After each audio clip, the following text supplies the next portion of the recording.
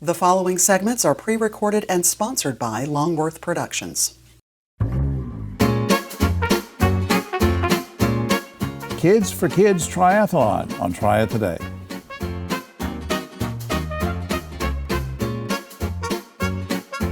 Hello everyone, I'm Jim Longworth and welcome to another edition of Triad Today, coming to you once again from the Kernersville Auto Museum. It's a great place, it's for free, you can come in and see these great cars. We'll tell you more about it later on. Later on, when the roundtable shows up, we'll get into all sorts of controversies with them. Who is not controversial is this guest who's been on the show many times before. He may not be controversial, but he is a dedicated community servant.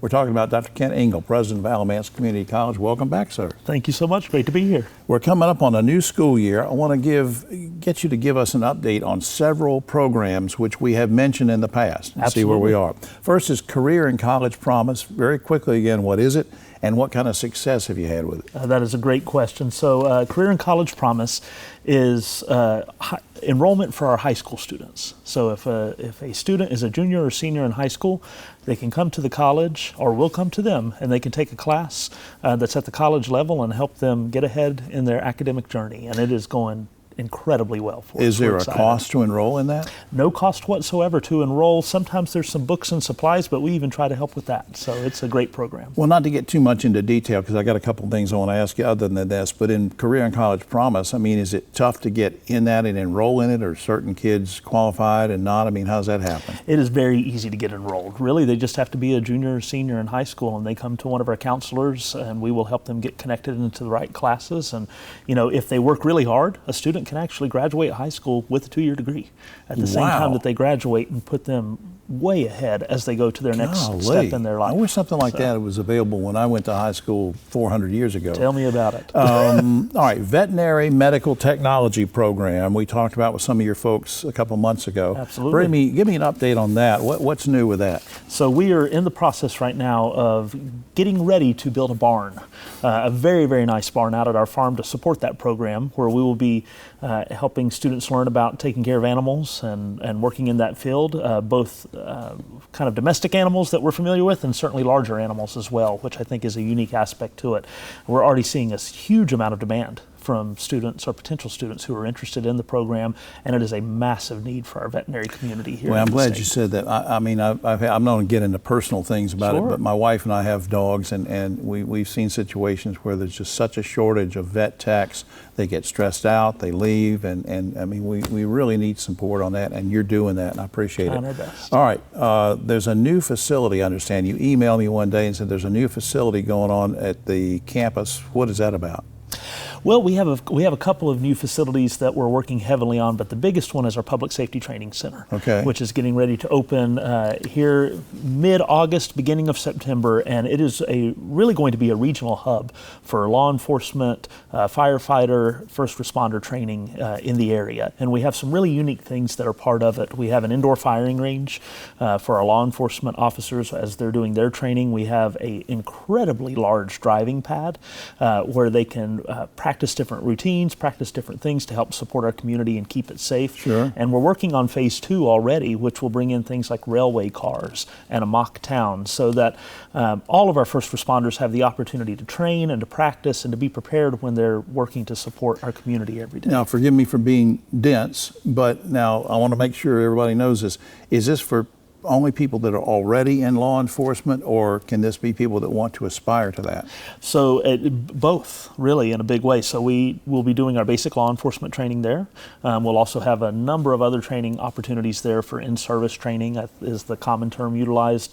And it's not just for law enforcement, it's also for firefighters. We have a fire training tower both on that campus as well as in another part of our community, where they can actually, our firefighters can light it on fire and do safely and do their work to learn how to put it out safely at the same time. We have about 15 seconds left. What's your favorite part of the job? Oh, wow, the people. The people, whether it be our students or it be our faculty and staff. I've worked in community colleges almost 20 years, and I can say I've never been anywhere that has a more dedicated group of people serving our community than the ones I get to work with every day. And so that's the best part. I think that's great, and it's great what you guys are doing out there with all these programs. AlamancecC.edu is the website which you see on screen, AlamancecC.edu. and I hope you will check that out. Dr. Ken Engel, President, Alamance Community College. Thanks for being here. Absolutely. Great to see you as always. Young man, thank you. We'll be right back after this. The world's brightest are Fulbrights, Goldwaters, McNairs, and Spartans. Prestigious doesn't have to be expensive. UNCG, find your way here. North Carolina's economy is growing, bringing new businesses and opportunities. The need for electricity is growing too. At Duke Energy, we're meeting the challenge, providing even more electricity that's cleaner, reliable, and that stays affordable. We're getting out of coal and reinvesting in our communities with a diverse, balanced mix of energy sources and making targeted upgrades to the grid so that North Carolina can thrive in a smarter energy future.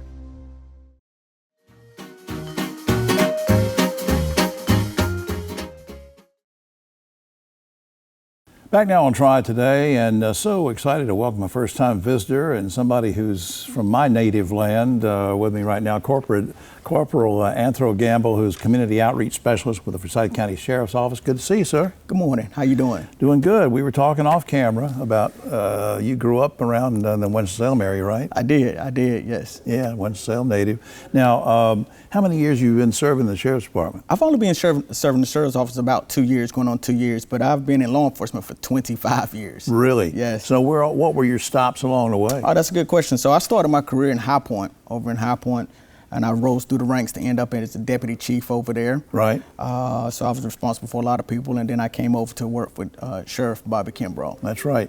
Now, who or what led you to a career in law enforcement? That's a good question. So when I was growing up in Winston, I had two guys. We lived in an apartment complex off of Fairlawn Drive here in Winston. And there was two guys that was going through the candidacy for Winston-Salem PD. And they invited all the neighborhood kids into their house. They played board games with us. They put us in their little police moves. Wow. And I was just hooked from there How about in that? middle school, yes. Now, why is community outreach so important, and how does it strengthen the relationship between law enforcement and citizens? That's a great question. You never know who you're going to touch, who you're going to come in contact with. And how we strengthen that relationship, first we got to be present. You always have to be present in your neighborhoods, in your businesses, in your nonprofits, your faith organizations. You don't want to just show up when there's a crime. Right. No, we got to be present before that, where there's no stress, no one's worst day. We want to show up when you're having a good day. Yeah, because when I was a little boy, the parents would come up and say, if you get lost or anything happens, go find a policeman. He'll help you. Right. And see, nowadays, we have a little bit of a rhetoric that, a lot of people are scared of us. So how we change that narrative, we got to be present before anything goes bad. And so once we are present and make those connections with our neighborhoods, our faith groups, our nonprofits, and then we have to have a common purpose. When you have a purpose, which is strengthening our neighborhoods, bettering the education, then that purpose come together, and then trust follows. And so that's how you build that relationship. What about programs for, let's say, youth, seniors, underserved people? What kind of programs do you do to sort of keep connected and help them? Oh, yes, that's a lot. So one of my favorite is a bed in a book. And this is where we partner with Bed in a Book. Almost every other week we go out and build beds for kids that are underprivileged, or don't have a bed, right, 18 years or under. And so we build those beds, give them bears, books so they can read. We furnish the mattress, the comforter, it's a great pillow. program. It really is. And so we are very heavily involved in that. We do career days. We have a program now at the office. It's called STARS. We bring underprivileged kids to the sheriff's office during the summertime. We pay them to come and teach them financial things, assistance. We do sort of prepares them for life later. Yes, we do all kinds of things. We educate the seniors about scams. I know y'all see us scam almost every day on your phones. That's right. Well, now wait a minute. Why are you looking at me and saying y'all? Just because I'm in my 70s. I mean, how did you know I wasn't like 30? Well, you look very well. Well, right, thank you. So anyway, but seriously, I mean, a lot of folks get scammed. Yes, we have scams all the time, and I can promise you the Forsyth County Sheriff's Office is not calling you for you missing court or anything like that. So be aware of those people trying to get money out of you and stuff. Yes. Before we lose time, what's your favorite part of the job? You know, my favorite part of the job, I'm telling you, after we build those beds for those kids and see their face and how happy and their parents crying, that really, really touches me. I bet. But, you know, I get to meet all kind of people. I get to educate them about the sheriff's office. And so my job is very fun and very fulfilling. So that's my favorite. Did somebody tell me you get in parades and go around in parades? How much candy have you given out? A lot. Let's just leave it at that. We give out a lot of candy. You didn't bring me any candy today. Nope, no candy today. Next time when you come. Yes. Up on screen, go FCSONC.org. That's go Forsyth County Sheriff's Office, North Carolina.org. Corporal Gamble, you do a great job. Thank you for being such a great community servant, and thanks for being here. Thank you. Thank you for having us. All right, young man. We'll be right back after this.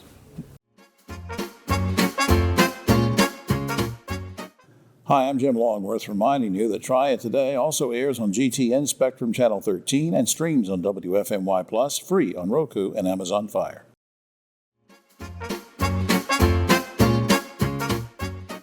Back now on Triad Today, we have a return visitor here, one of our favorite guests, Stephanie Martis. She's Assistant Chief of Police for the City of Greensboro. Good to see you. Nice to see you again.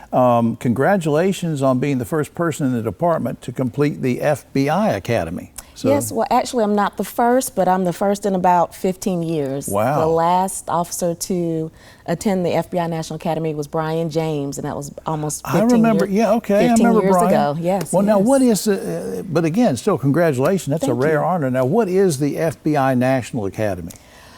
Well, it's a conglomerate of things. It is the top law enforcement leadership training in the world. Only 1% of law enforcement officers in the world get accepted to this program. Wow. Yes, it is a very prestigious opportunity. They focus on leadership, personal health and wellness, the leading policies and procedures, the best practices for law enforcement officers and agencies around the world. Maybe they can recruit you. I mean, do they have something in mind, like we're going to take a look at this crop of folks? No, well, most officers that they're the upper management or leadership in law enforcement, so we've kind of aged out of the out of the federal opportunities, but it's just an opportunity for law enforcement officers around the world, the top leaders, to meet and learn about themselves, learn new leadership styles, and it's focused on wellness, it's focused on best practices, and it's focused on continuing the relationship between local law enforcement and federal agencies. So take those things you just mentioned, how do they help specifically to benefit the Greensboro Police Department and the folks you serve? Well, that time away, living in Quantico for 10 weeks in the dorms, I was able to focus on how I show up as a supervisor, how I show up as a leader in my community, and it definitely opened my eyes on different practices to make sure that I am bringing my whole self to work, right, to meet the needs of my colleagues and meet the needs of the citizens of the residents in Greensboro. I just think that's great. What a great honor. We didn't rehearse this or anything, but yes. Speaking of academies, the last time you were here, you and I talked about recruiting, and we talked about the local police academy. Yes. And I think there were like 36 graduates of that the last time you were Yes. here. Are things going pretty well on that side? We are doing extremely well with our recruiting and our retention. Officers who are eligible to retire, they aren't leaving as fast as they were before, and we have been able to fill the seats with our academies, 35 plus cadets in our academies. We do 2 academies per year, and our numbers are phenomenal. Wow. You know, the last time you were here too, we talked about the 30 by 30 program. Yes. Refresh everybody's memory. What is the 30 by 30 program? So the 30 by 30 pledge is just a national pledge throughout the country where law enforcement agencies are striving to have 30% representation of women in law enforcement by the year 2030. Well, how are we, again, I'm going to put you on the spot, we didn't rehearse this. How are we doing? How are we moving in the right direction on that and recruiting more women, or what? Absolutely. We're beating the national average, so we're still hovering in that mid-20s% with the Greensboro Police Department. The national average is somewhere around 12%, so we are doing quite well with recruiting women. Now you'll forgive me because me being an old guy, I'm going to ask an old guy question. Yes. Why do we need more and more women officers? How does that benefit the community? Because it's a tough job. You know, I don't. If you're my daughter and I'm old enough to be your grandfather, I don't want you going out there and getting in dangerous situations or whatever. But why is it important? Women bring a unique perspective to law enforcement. We're able to step into situations. We can hold our own if the need arises, but we have that ability to de-escalate and look at confrontational, address those things in a different way. So we have a unique perspective on how we communicate. Tough but nurturing. Yes. So yes. you can use that slogan if you want. Firm fair. Firm yes. but fair. We can use those slogans up on screen. For career-wise, you can go to gpdcareers.com. That's still a good website, I think. p2c.greensboro-nc.gov is another one, and the general website, of course, greensboro-nc.gov for what's going on in the city. And I hope you won't be a stranger. It's always a pleasure. Thank you for being here, and thanks for all you do, and congratulations once again. Thank you so much. We'll be right back after this.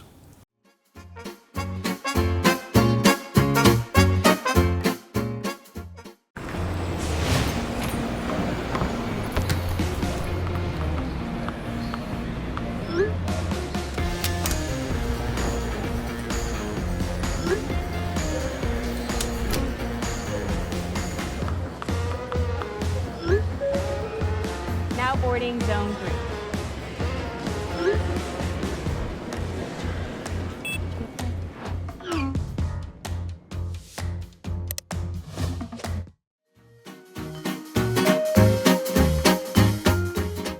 Back now on Triad Today, I'm sitting with two of my good friends. I was going to say one, but then I'd leave you two guessing which one it was.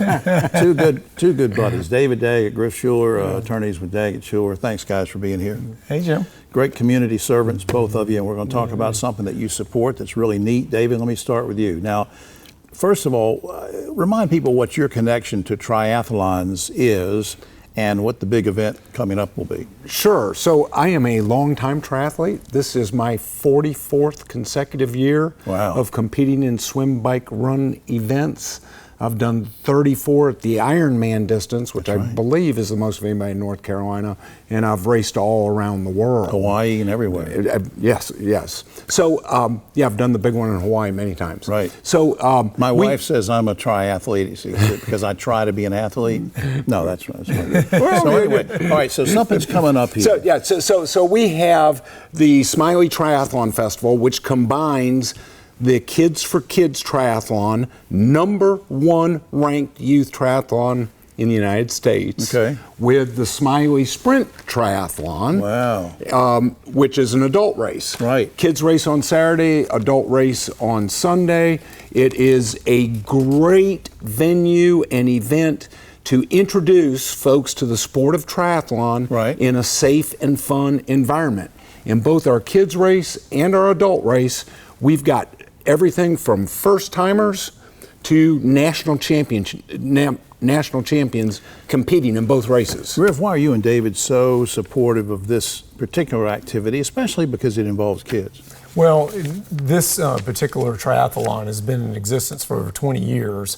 And through David's leadership, he just has really taken it to a different level. And it really provides an opportunity for kids to come along and learn triathlons. But a quick story, there's a lot of kids that stay with it and come back to do the Smiley Triathlon. But there's a lot of kids that get involved in other activities. Maybe they pursue other sports when they're getting older, but they'll always be a triathlete because they've done the Kids for Kids Triathlon. And let's remind David, what things go into a A triathlon is a description of a swim, bike, run event, not descriptive of distance. Right. These races, we have two different distances for kids. I won't go into all that, but there's 10 and under and 11 to 15. And then the adults do what's called a sprint triathlon. We have no open water for swimming in Forsyth County, so these events are pool swim races. Most triathlons are open water. The pool swim is very welcoming for beginners, and it's very spectator friendly. And you said that the kids event is like the best one in the Yes, it's ranked number one in the nation. Both races sold out way in advance. They sell out every year, and we're pretty proud of that. I think that's neat. Now, what if I can't compete in something like that? I can still support it, or? Yeah, well, David mentioned spectators, but the other thing is we need volunteers. And it's a great way to give back to your community by being a volunteer for the Kids for Kids and for the Smiley. So I know you two will be there. Now, do you have any official capacity in this? You going to referee something, or?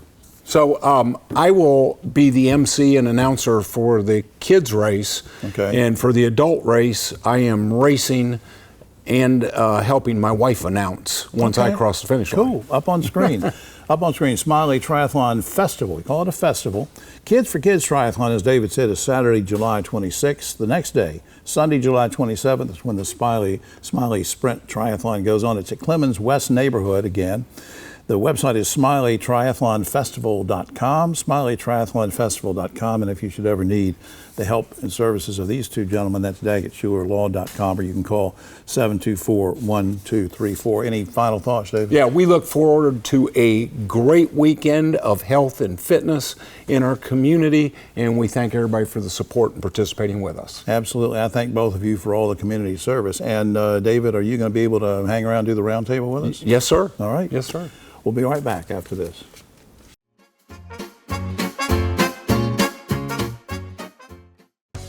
Hi, I'm Jim Longworth, reminding you to catch my column Longworth at Large and Yes Weekly every week. It's available throughout the Triad, or you can go online, yesweekly.com.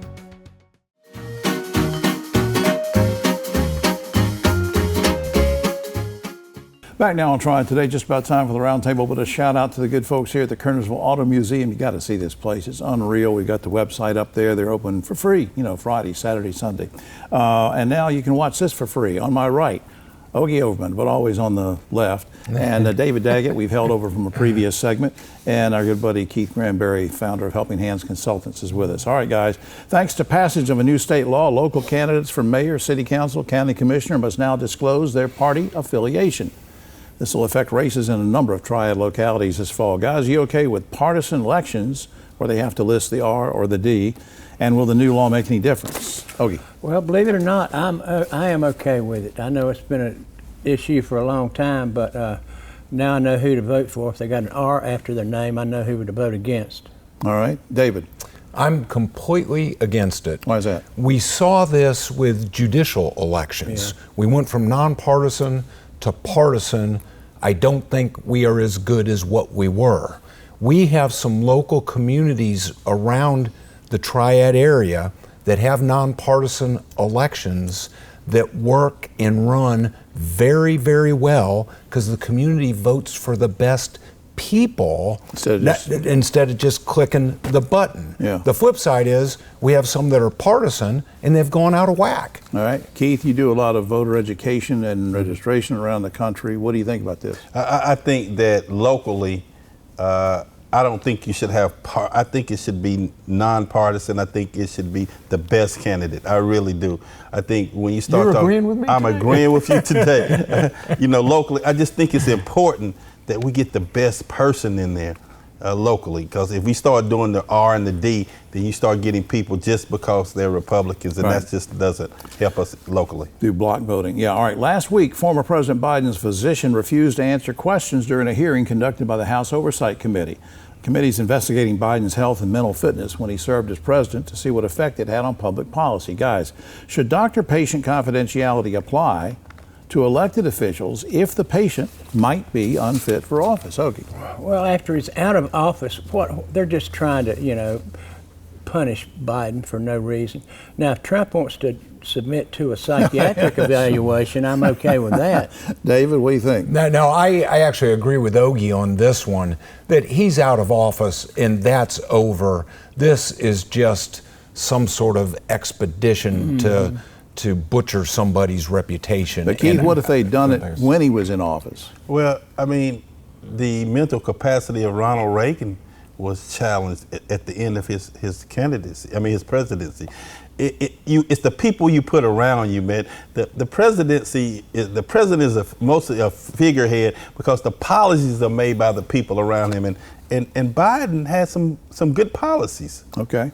President Trump has ordered that entry fees at our national parks be higher for international tourists than for citizens of the United States. You okay with charging foreign tourists a higher fee to visit our parks? Okay. No, that's just typical Trump, just his motto ought to be all white is all right. Well, that's all it is about him. All right, David. Yeah, I don't like that either. I mean, our national parks, wow, are they spectacular.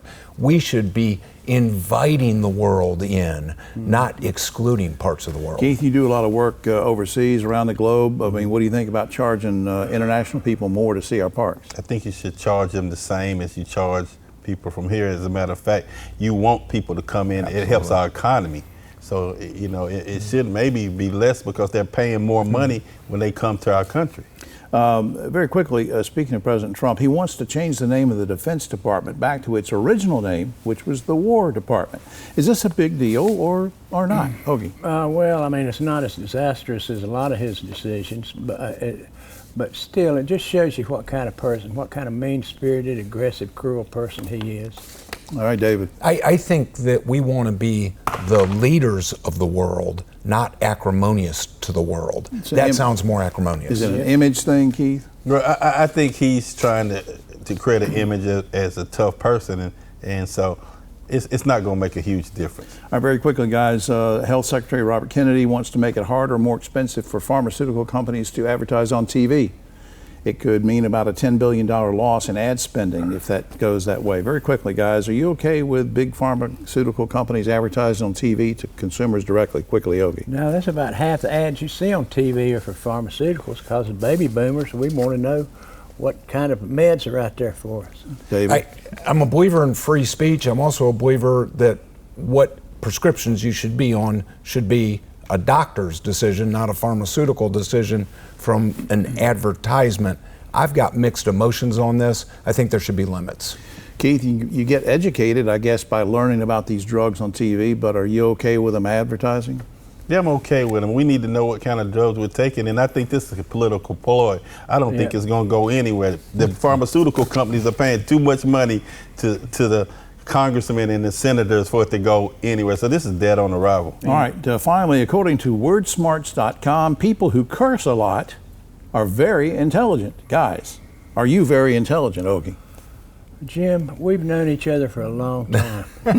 Never really mind. even need to answer Never this mind. question. Yeah, all right. If you curse a lot, you're intelligent. Are you very intelligent, David? I am not. I actually don't have bad words in my vernacular. I just don't do it. So you're not intelligent? I guess not. Keith, are you very intelligent? I am intelligent. I'm highly intelligent. I've heard Keith being very intelligent. I'm highly intelligent. I've heard him I'm on at the the phone upper 10%. I've heard him on the phone being intelligent. All right, well, that's all the time we have. Oh, except for this. Last week, a minor league ball team in Reno, Nevada had a special promotion. They actually used a live rabbit to throw out the first pitch of the game. Now, ironically, the first hit of the game took a bad hop.